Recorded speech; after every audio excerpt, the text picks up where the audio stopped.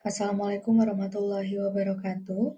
Izin memperkenalkan diri, saya Juliana Vidya Pangestu dengan nomor induk mahasiswa 2402010207723. Pada kesempatan ini, saya akan mempresentasikan analisis bisnis digital dalam rangka pemenuhan ujian akhir semester mata kuliah Digital Inovatif Entrepreneurship dengan dosen pengampu Bapak Joko Suharyanto, SE MM CPOD. Oke, yang pertama adalah pengertian bisnis digital. Bisnis digital adalah model bisnis yang memanfaatkan teknologi digital secara mendalam untuk menciptakan nilai baru, merombak model operasional, dan menghadirkan pengalaman pelanggan yang melampaui batas fisik. Baiklah, berikut adalah tabel perbedaan fundamental antara bisnis digital versus bisnis konvensional, terletak pada struktur aset, skalabilitas, jangkauan pasar, interaksi dan pengalaman pelanggan, sampai pengambilan keputusan.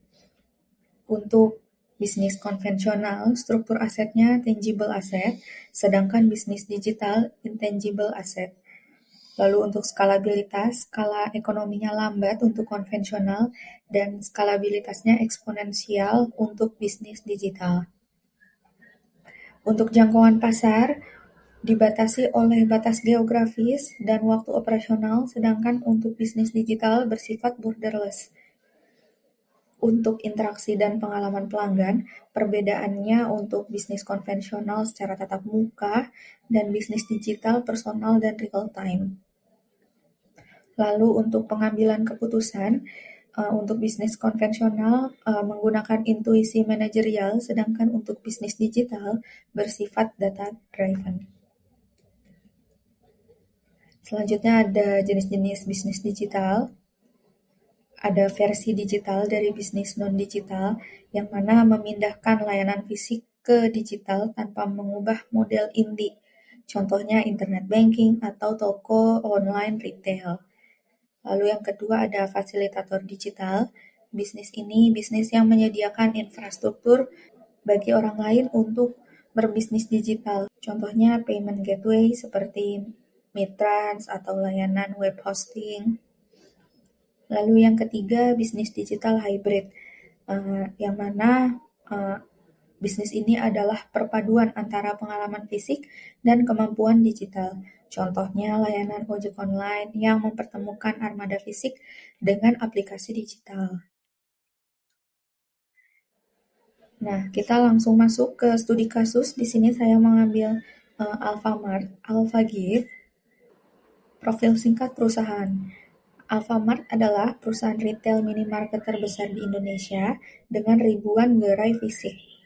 Dalam menghadapi era digital, Alfamart mengembangkan aplikasi Alphagift yang memungkinkan pelanggan untuk berbelanja online, memilih delivery atau pick up di toko terdekat, menggunakan loyalty point, atau mendapatkan promo personalisasi.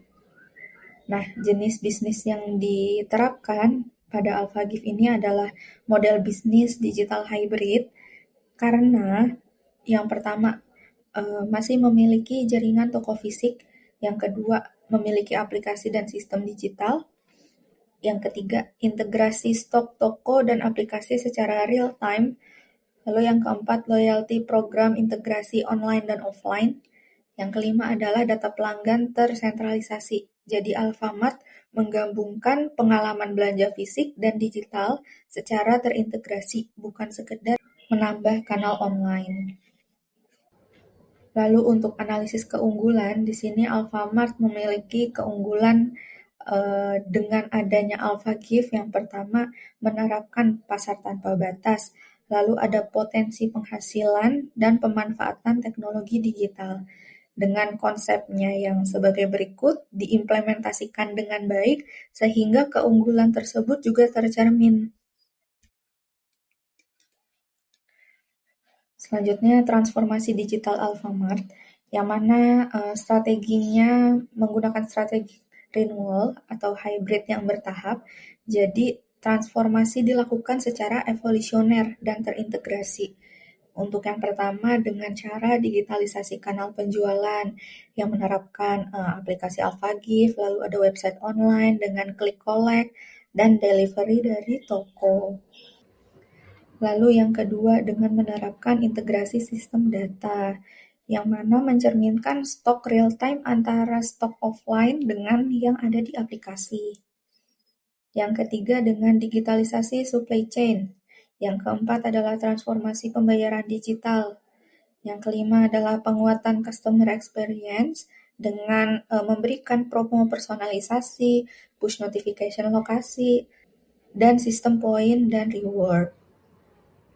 Lalu untuk usulan pengembangan ke depannya untuk Alfamart dan AlphaGift, yang pertama bisa menggunakan AI dan predictive analytic, yang kedua dengan social commerce, yang ketiga subscription model, yang keempat ekosistem UMKM, yang kelima adalah smart store dan IoT, yang keenam adalah hyper personalization. Baiklah, terima kasih atas kesempatannya. Wassalamualaikum warahmatullahi wabarakatuh.